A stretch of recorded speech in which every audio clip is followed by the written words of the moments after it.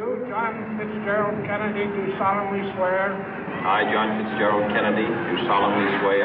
That you will faithfully execute the office of President of the United States. That I will faithfully execute the office of President of the United States. And will, to the best of your ability.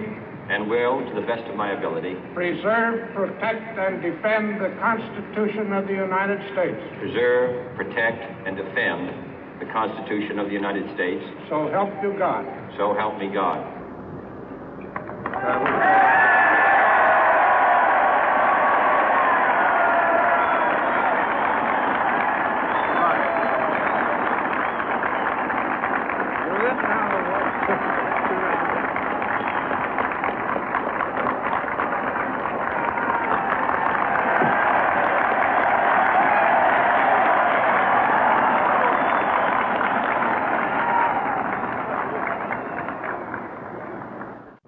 Vice President Johnson, Mr. Speaker, Mr. Chief Justice, President Eisenhower, Vice President Nixon, President Truman, Reverend clergy, fellow citizens.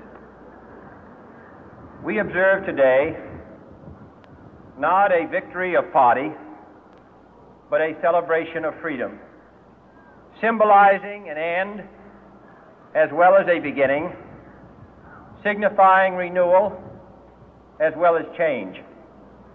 For I have sworn before you and Almighty God the same solemn oath our forebears prescribed nearly a century and 3/4 ago.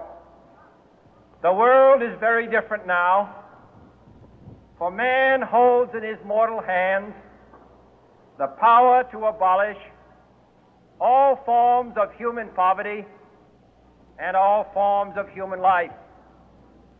And yet the same revolutionary beliefs for which our forebears fought are still at issue around the globe. The belief that the rights of man come not from the generosity of the state, but from the hand of God. We dare not forget today that we are the heirs of that first revolution.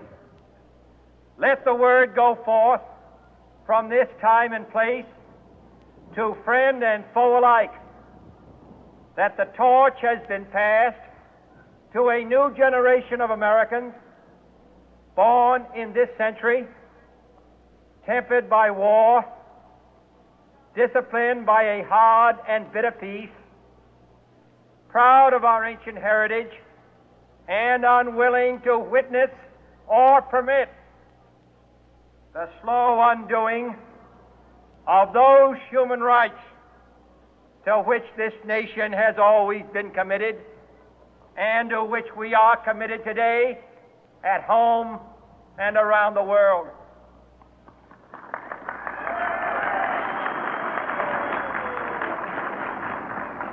Let every nation know, whether it wishes us well or ill, that we shall pay any price, bear any burden, meet any hardship, support any friend, oppose any foe, to assure the survival and the success of liberty.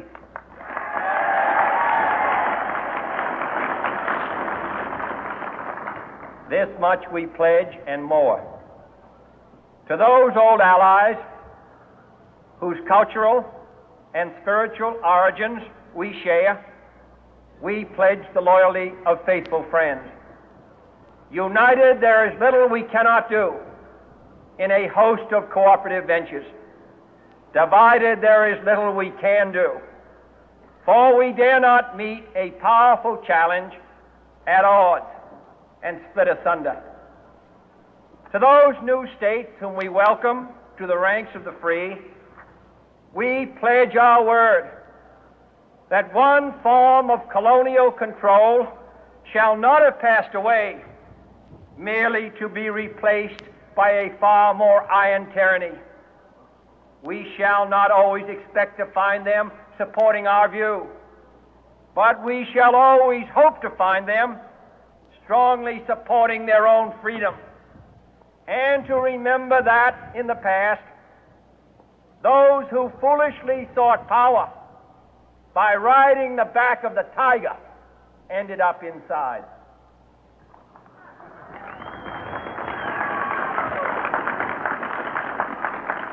To those people in the huts and villages of half the globe struggling to break the bonds of mass misery, we pledge our best efforts to help them help themselves for whatever period is required, not because the communists may be doing it, not because we seek their votes, but because it is right. If a free society cannot help the many who are poor, it cannot save the few who are rich.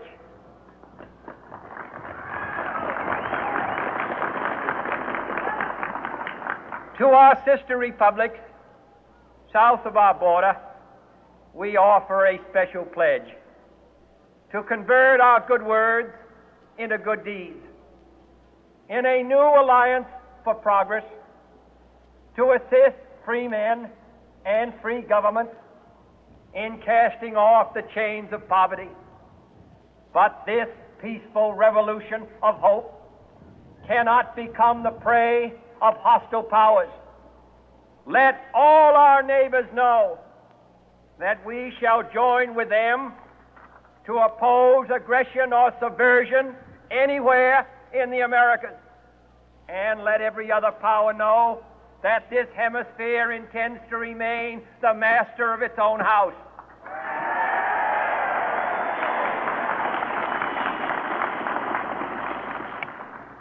To that world assembly of sovereign states, the United Nations, our last best hope, in an age where the instruments of war have far outpaced the instruments of peace, we renew our pledge of support to prevent it from becoming merely a forum for invective, to strengthen its shield of the new and the weak, and to enlarge the area in which its writ may run.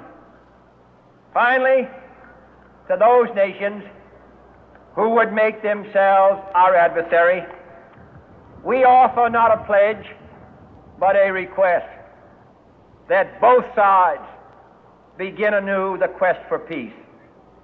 Before the dark powers of destruction, unleashed by science, engulf all humanity in planned or accidental self-destruction, we dare not tempt them with weakness, for only when our arms are sufficient beyond doubt can we be certain beyond doubt that they will never be employed.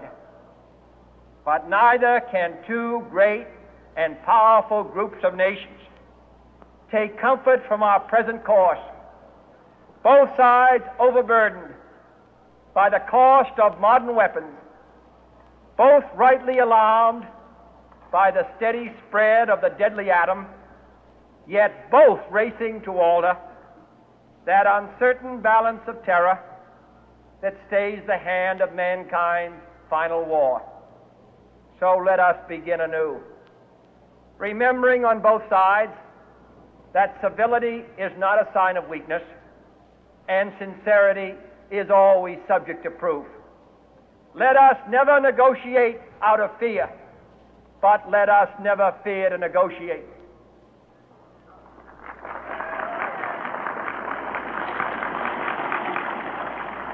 Let both sides explore what problems unite us, instead of belaboring those problems which divide us.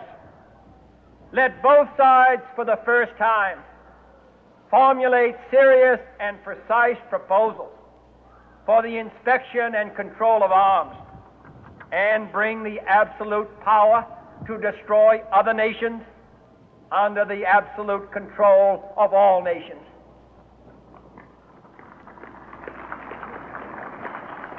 Let both sides seek to invoke the wonders of science instead of its terrors.